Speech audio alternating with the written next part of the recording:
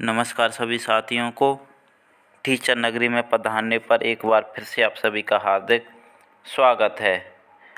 हम प्रिपरेशन कर रहे हैं एचटेट 2021। ये वीडियो लेवल 1, लेवल 2 और लेवल 3 सभी लेवल के विद्यार्थियों के लिए काफ़ी हेल्पफुल होगी। और अभी हम करने वाले हैं यूपी टेट 2021 का जो पेपर लीक हुआ है उसका एनालिसिस। ये लेवल पीआरटी लेवल 1 का पेपर है, क्योंकि यहीं से संबंधित आपसे प्रश्न एचटेट में भी पूछे जा सकते हैं। तो पहला प्रश्न है, निम्न में से कौन सा शिक्षण का स्तर नहीं है? तो जो टीचिंग का लेवल है इनमें से कौन सा नहीं? अवबोध स्तर को शायद इंग्लिश में अंडरस्टैंडिंग लेवल कहते हैं। दूसरा है मेमोरी लेवल। अंडरस्टैंडिंग लेवल भी है, मेमोरी लेवल भी है। अभिप्रेरणा स्तर, इसे मोटिवेशनल लेवल। और प्रत्यावर्ती स्तर मीन्स रिफ्लेक्टिव लेवल। तो इनमें से कौन सा नहीं है? मैं तीनों आपको पहले पढ़ा चुका हूँ। तो इसमें से कौन सा नहीं है? थर्ड, जो मोटिवेशन लेवल कोई भी टीचिंग का लेवल नहीं होता। अगला प्रश्न आता है आपका, विकास के मनोसामाजिक सिद्धांत का प्रतिपादन किसने किया था? साइको सोशल थ्योरी किसने दी थी? एरिक एरिक्सन ने। मैंने आपको चैनल पे करवाई भी हुई है। अगला प्रश्न आता है आपका, निम्न में से कौन सा थॉर्नडाइक द्वारा दिया गया अधिगम का मुख्य नियम नहीं है? थॉर्नडाइक ने नियम दिए थे, 3 मुख्य नियम थे, 5 गौण नियम। 3 मुख्य नियम कौन कौन से थे? एक था प्रभाव का नियम, दूसरा था अभ्यास का नियम और तीसरा क्या था? तत्परता का नियम। अभिवृत्ति का नियम कौन सा नियम था? गौण नियम। मैंने आपको ट्रिक भी बताई थी, जो मुख्य नियम है उनकी ट्रिक क्या थी? पता है, PTA। P से प्रभाव का नियम था, T से तत्परता का नियम, A से अभ्यास का नियम। और जो गौण नियम थे उनकी ट्रिक क्या थी? BA MBA, ये उनकी ट्रिक थी। अगला प्रश्न है, कोहलर तथा कोप्पा के अनुसार सीखना होता है। कोहलर, कोप्पा और वर्दीमर, इन तीनों ने कौन सी लर्निंग थ्योरी दी थी? इनसाइट लर्निंग थ्योरी, सूझ का सिद्धांत। तो क्या आएगा? पहला प्रश्न आपका बिल्कुल सही होगा, पहला ऑप्शन आपका सही है। अगला प्रश्न आएगा, सामाजिक निर्माणवाद के जनक कौन थे? Social constructive. कौन थे? सोशल कंस्ट्रक्टिव थ्योरी भी किसने दी थी? वाइगॉत्स्की ने। अगला प्रश्न आता है आपका, निम्न में से कौन विकास की विशेषता नहीं है? डेवलपमेंट की विशेषता पूछी है इन्होंने। दिशात्मक होता है, डायरेक्शनल होता है, बिल्कुल होता है। संचयी होता है, विशिष्ट भी होता है, लेकिन अनियंत्रित एवं स्वतंत्र नहीं होता। विकास क्या है? डायरेक्शनल होता है, संचयी होता है, विशिष्ट specific to general to specific होता है ना, विशिष्ट। तो क्या आएगा? फोर्थ आपका आंसर सही होगा। दोस्तों, ये मैं अपनी समझ के अनुसार बता रहा हूँ, हो सकता है इसमें से एक आध दो प्रश्न के आंसर क्या है गलत हो सकते हैं, लेकिन अपनी समझ के और आपके हिसाब से बता रहा हूँ, और आपको इन सब बातों का ध्यान भी रखना है। मुझे नहीं लगता वैसे कि कोई भी आंसर गलत होगा, लेकिन फिर भी हो सकता है कि आप मेरे उत्तर से इत्तेफाक नहीं रखते हों। अगला प्रश्न है, हेरिडिटरी जीनियस पुस्तक के लेखक कौन हैं? तो हेरिडिटरी जीनियस पुस्तक के लेखक कौन हैं? फ्रांसीसी गॉल्टन। अगला प्रश्न आता है, संज्ञानात्मक संप्राप्ति का न्यूनतम स्तर है। तो ये प्रश्न BS ब्लूम से पूछा है, जिसमें सबसे पहले क्या आता है? ज्ञान, नॉलेज। तो सबसे न्यूनतम स्तर क्या है? ज्ञान, नॉलेज, जिसमें केवल रटना ही रटना होता है। ये सबसे क्या है, सबसे न्यूनतम स्तर है। अगला प्रश्न आता है, सूक्ष्म शिक्षण का अंतिम सोपान है। सूक्ष्म शिक्षण किसको बोलते हैं? माइक्रो टीचिंग को। ये किसके लिए होती है? केवल अध्यापकों के लिए होती है। तो उसका अंतिम सोपान क्या होता है? री-फीडबैक, पुनः प्रतिपुष्टि। अगला प्रश्न है आपका, गिलफोर्ड के अनुसार अपसारी चिंतन में आवश्यक है। अपसारी चिंतन मीन्स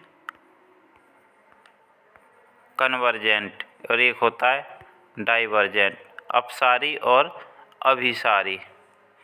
तो गिलफोर्ड के अनुसार अपसारी चिंतन में आवश्यक है। क्या है अपसारी चिंतन में? विचार प्रवाह, थॉट्स फ्लुएंसी, क्योंकि जो अपसारी चिंतन करेगा उसका क्या, डाइवर्जेंट थिंकिंग जो होगा उसमें विचारों का प्रवाह होना अति आवश्यक है। अगला प्रश्न आता है आपका, मस्तिष्क उद्दीलन विधि के प्रतिपादक कौन है? Brain storming. तो किसने दी थी? ऑसबोर्न ने। अगला प्रश्न आपका आता है कि प्रासंगिक अंतर्बोध परीक्षण, थीमेटिक एप्रिसिएशन टेस्ट, जिसे टेट बोलते हैं, बहुत ही आसान ये पेपर था। किसने दिया था? मॉर्गन एंड मुर्रे ने। तो ये आएगा आपका थर्ड। पहला ऑप्शन भी सही है, दूसरा भी सही है, तो तीसरे में दोनों है तो तीसरा ऑप्शन आपका सही होगा। अगला प्रश्न आता है आपका, first stage of creative thinking. First stage क्या है क्रिएटिव थिंकिंग की? प्रिपरेशन। अगला प्रश्न है, stimulus response theory, SR theory किसने दी थी? थॉर्नडाइक ने। अगला प्रश्न है, विच फैक्टर अफेक्टिंग लर्निंग, कौन से कारक अधिगम को प्रभावित करते हैं? पर्सनल फैक्टर भी करते हैं, इन्वायरमेंटल भी और सोशल फैक्टर भी। तो क्या आएगा? All of the above. अगला प्रश्न है, बहुबुद्धि का सिद्धांत किसने दिया था? तो कंसेप्ट ऑफ मल्टीपल इंटेलिजेंस किसने दिया था? हार्वर्ड गार्डनर ने। अगला प्रश्न आएगा आपका, शिपरमैन हैज गिवन, शिपरमैन ने टू फैक्टर थ्योरी किसने दी थी? शिपरमैन ने, जिसमें एक जी फैक्टर था, एक था एस, जनरल और स्पेसिफिक। फिर इसने थ्री फैक्टर थ्योरी भी दी थी, जिसमें एक और फैक्टर था जी प्लस एस फैक्टर। अगला प्रश्न है, project method is associated with, project विधि के किससे संबंधित है? कैलकुलेट। अगला प्रश्न है आपका, in lesson plan what is related to student previous knowledge, previous knowledge से क्या संबंधित होता है? इंट्रोडक्टरी क्वेश्चन, प्रस्तावना प्रश्न। प्रस्तावना हमेशा किससे जुड़ी होती है? पूर्व अधिगम से संबंधित होती है। अगला प्रश्न आपका, गलत वाक्य को चुनें। Choose the wrong statement. Student learn best in natural environment, बिल्कुल सही है ये तो। Student learn best by doing, करके अच्छा सीखते हैं, ये तो सबसे अच्छा है। Student learn best in play way condition, ये भी अच्छा है। Student learn in control environment, ये क्या है? ये उचित नहीं है। बच्चे क्या है, कंट्रोल एनवायरनमेंट में इतना नहीं सीख पाते जितना वो नेचुरल में खुद करके सीखते हैं और एक खेल के साथ सीखते हैं।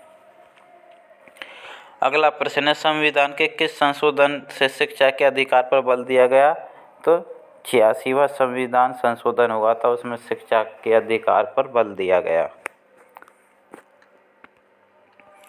अगला प्रश्न है आपका, फंक्शंस ऑफ टीचिंग इंक्लूड्स, शिक्षण के कार्य में सम्मिलित है। इवेलुएशन करते हैं भाई टीचिंग में, रिमेडियल टीचिंग भी होती है भाई, किसी को कहीं कोई समस्या है तो उसे उपचारात्मक शिक्षण दिया जाता है। निदानात्मक भी होता है। निदानात्मक क्या होता है कि बच्चे की परेशानी का पता लगाना। तो आंसर क्या आएगा? All of the. अगला प्रश्न है आपका, teaching will be least affective when. जो टीचिंग है आपका, जो शिक्षण है, सबसे कम प्रभावी कब होगा? टीचर इज ऑटोक्रेटिक, जब शिक्षक क्या एकाधिकारवादी हो। क्या है कि कक्षा में केवल जब शिक्षक का अधिकार हो तो टीचिंग क्या है, सबसे कम प्रभावशाली होगी। बिल्कुल सही है। स्टूडेंट्स आर पैसिव, जब क्या बच्चे निष्क्रिय हों तो तब भी टीचिंग क्या लीस्ट अफेक्टिव होगी, सबसे कम प्रभावी होगी। एम्फेसाइज ओनली राइटिंग, केवल लिखने पर जोर दिया जाए तो तब भी क्या है, शिक्षण बहुत कम प्रभावी होगा। तो आंसर क्या आएगा? उपयुक्त सभी। अगला प्रश्न है, theory of transformer grammar was given by. भाषा रूपांतरण का सिद्धांत। तो जब भी आपसे ऐसा प्रश्न पूछा जाए और यदि आपको आंसर नहीं आता हो और आंसर में कहीं भी चॉम्स्की हो तो आप आंसर लगा सकते हो। तो इसका आंसर क्या है? Noam Chomsky. अगला प्रश्न आता है आपका, which is not correct by structure of body. शारीरिक गठन के संदर्भ में कौन सही नहीं है? तो मेसोमॉर्फिक सही है, एक्टोमॉर्फिक, एंडोमॉर्फिक, ये सही हैं। और ये किसके अनुसार हैं? सेल्डन के अनुसार। तो कौन सा गलत होगा? एंटागोनिस्टिक, सेकंड ऑप्शन आपका गलत होगा। अगला प्रश्न है, identify the components of motivation. निम्न में से अभिप्रेरणा के घटकों की पहचान करें। तो 3 घटक हैं, आप सभी को पता है, कम से कम 1000 बार बता चुका हूँ। सबसे पहले क्या है कि आपको आवश्यकता होगी तभी आप प्रेरित होंगे, फिर उसके बाद आप ड्राइव और फिर इंसेंटिव मिलेगा। तो ऑल ऑफ दीज, ये सभी क्या है? मोटिवेशन के कंपोनेंट्स हैं। अगला प्रश्न है, psycho analytic theory was given. मनोविश्लेषणात्मक सिद्धांत किसने दिया था? सिगमंड फ्रायड ने। इन दोनों में डिफरेंस समझ लेना, साइको एनालिटिक और साइको सोशल। अगला प्रश्न है, which of the following is learn theory proposed by. निम्नलिखित में से कौन सिकनर द्वारा प्रतिपादित अधिगम के सिद्धांत से संबंधित नहीं है? प्रोग्राम्ड इंस्ट्रक्शन, भाई सिकनर ने दिया था। पर्सनलाइज्ड इंस्ट्रक्शन, सिकनर ने। लर्निंग थ्रू एरर्स, प्रयास एवं त्रुटि का सिद्धांत, त्रुटियों के माध्यम से सीखना, किसने दिया था? प्रयास एवं त्रुटि का सिद्धांत, एडवर्ड ली थॉर्नडाइक ने। तो सी गलत है। जबकि व्यवहार रूपात्मक तकनीकी बिहेवियर मॉडिफिकेशन भी किसने दिया था? सिकनर ने। अगला प्रश्न है, which of the following is more, Hindi में देखते हैं, आदि क्वेश्चन कटा हुआ है।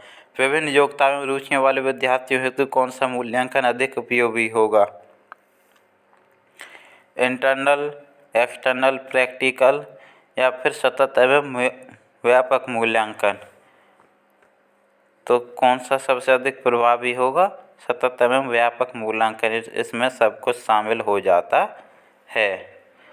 अगला प्रश्न है, which of the following is not related to domains of Bloom taxonomy of instruction.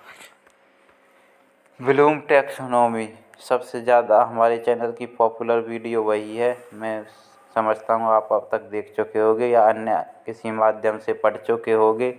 Book के माध्यम से आप पढ़ चुके होंगे। सबसे अच्छी बुक NIOS पढ़िए आप। नॉलेज सबसे पहला लेवल यही है। ब्लूम टैक्सोनॉमी में कॉम्प्रिहेंशन भी है, जो नॉलेज के बाद आता है, ठीक बाद नॉलेज के कॉम्प्रिहेंशन ही आता है। कैरेक्टर बिल्डिंग, उसमें कोई भी इंस्ट्रक्शन नहीं है। एनालिसिस भी है, ये क्या है? लास्ट से पहले आता है। कैरेक्टर बिल्डिंग नहीं है, तो थर्ड आपका आंसर सही होगा। बस यही करेंगे आज। कल हम हिंदी का करेंगे, सारा आपको सॉल्यूशन करा देंगे। ये आपके HTET के एग्ज़ाम में भी हेल्पफुल साबित होंगे और CTET के में भी होंगे। तो चलिए नेक्स्ट वीडियो के साथ मिलते हैं, तब तक के लिए धन्यवाद।